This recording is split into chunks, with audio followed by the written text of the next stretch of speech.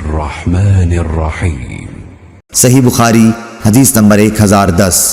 عبداللہ بن مسنہ نے بیان کیا، ان سے ثمامہ بن عبداللہ بن انس رضی اللہ عنہم نے، ان سے انس بن مالک رضی اللہ عنہ نے، کہ جب حضرت عمر رضی اللہ عنہ کے زمانے میں قحط پڑتا تو عمر رضی اللہ تعالی عنہ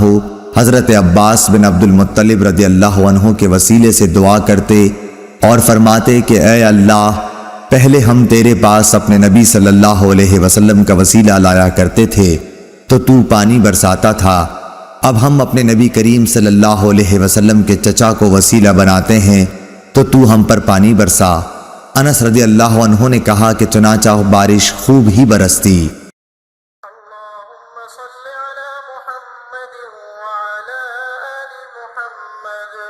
كما صليت على إبراهيم وعلى آل إبراهيم إنك حميد مجيد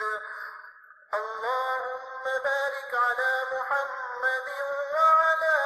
آل محمد كما باركت على إبراهيم